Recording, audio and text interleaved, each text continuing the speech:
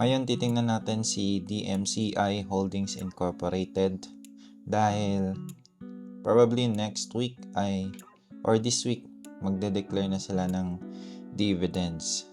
Kung titingnan natin yung disclosure ng stock na to, puntahan nyo dito sa company disclosures and then search nyo lang dyan declaration.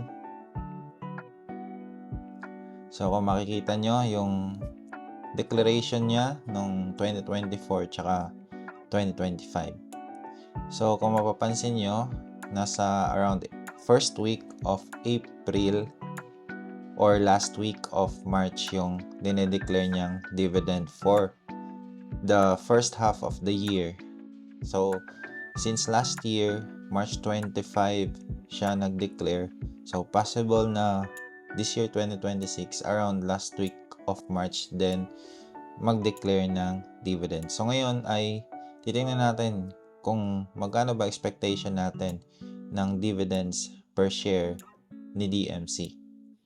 So kung titingnan nyo nga si DMCI, yung kanyang net income, yan, for the past, wala pang data ng 2025 dito, pero kung titingnan nyo lang, yan, 5 billion noong 2020. Tapos umakyat sa 2021 naging 18.3. 2022 naman naging 31 billion, umakyat din. Tapos 2023 bumaba ng konti and bumaba sa 2024 and sa 2025 ay yan, ito yung 2025. 15.1 billion yung kanilang earnings daw sa 2025. So, yan yung expected natin na kinita ni DMCI. So, mas bumaba siya from 19 billion to 15 billion. So, bakit ko pinapakita tong net income? Dahil dito din tayo magbabase ng dividend declaration. So, ayan, tingnan nyo yung earnings per share. Dahil dito natin makikita yung yung galaw ng net income. 'Di ba sa 2020 that's 5 billion, tapos 0.44 yung earnings per share. Dahil lang yan, net income divided by common shares outstanding. Yan. Hindi naman nagbabago yung number of shares nila na outstanding common shares. So, yan lang yon. 13 billion shares, 13.2 billion shares. So, based dun sa earnings per share nila, so kung i-compute natin yung 15.1 billion na kita nila, divide natin sa number of common shares outstanding, it's 13,277,470, yan, 13.2 billion. So, bale yung isang share ay meron kang 1.14 pesos. So, that's the earnings per share, 1.14. So, that's for 2025. Dahil nga, di ba, umakyat yung income nila noong 2022, kaya malaki yung earnings per share, 2.34. And yung kanilang 2023 is 1.86. And yung kanilang 2024 is 1.43. So, dito tayo magbabase ng declaration ng kanilang dividend. Mapapansin nyo, yung mga regular lang talaga na dividend, hindi natin sasali yung mga special dividend na. So, yan, isang beses lang yan every year.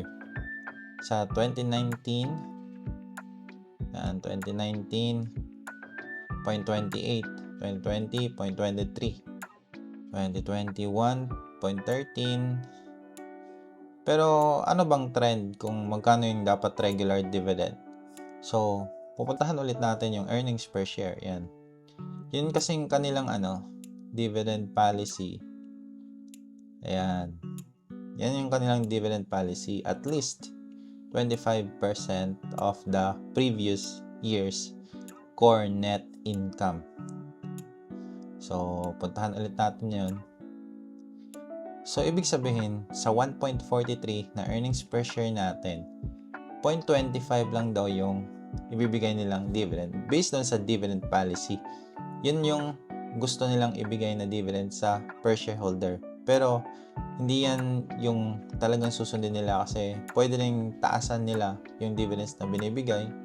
Pero yun yung basis nila o yung parang threshold nila kung magkano yung ibibigay nila. Pero sa DMC nga ay medyo galante magbigay ng dividend. Yan. Kung titignan nyo, maraming special dividend declaration. Pero kung compute natin yung sa 2024, yung kanyang earnings per share ay 1.43 times 25% lang kasi dapat yung based dun sa dividend policy nila. Kaya 0.35 pesos per share yung 25%. Kaya nung 'di ba, prior year's net income.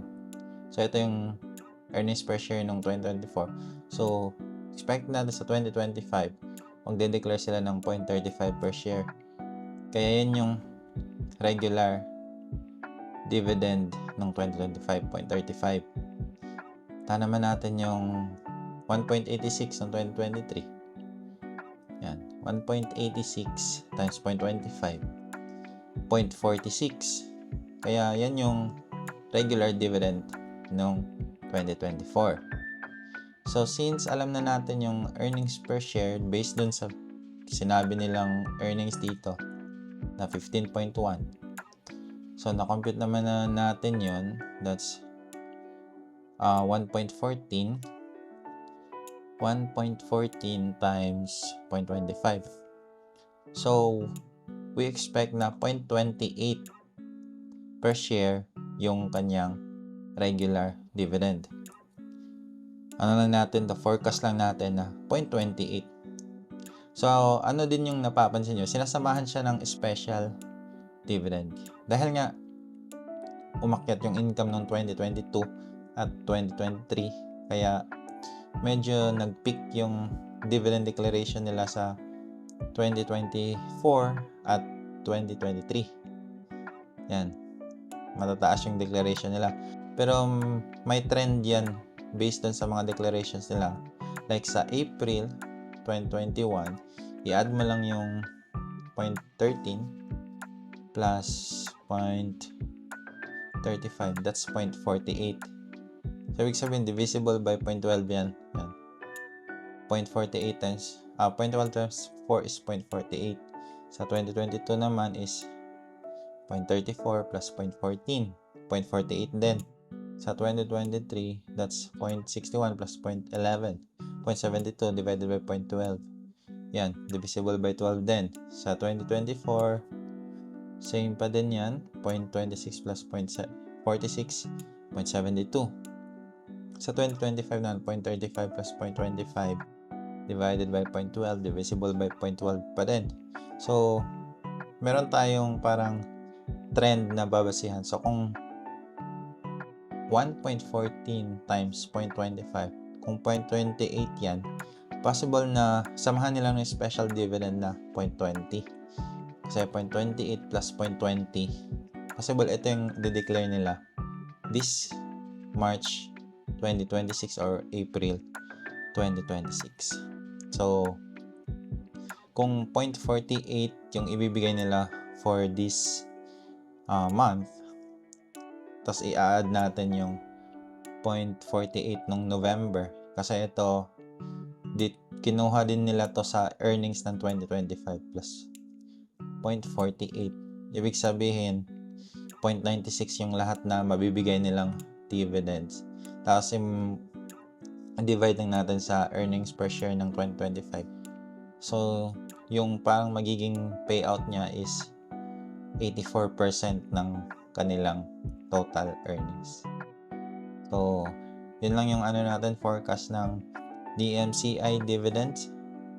And I hope na mag-declare na sila. So, pag nag-declare na sila ng dividends, yan, expected na natin na medyo tataas yung price. Based dun sa history ng chart, tumataas talaga yung price. May gap yung price pag nagde-declare ng dividend. Dahil nga masyadong mataas yung yield.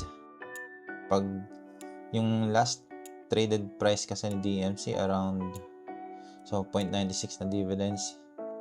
Tapos i-divide natin sa last trade price na 9.75, that's 9.8% na dividend yield. Kaya medyo mataas pa rin talaga yung dividend yield ni TMC.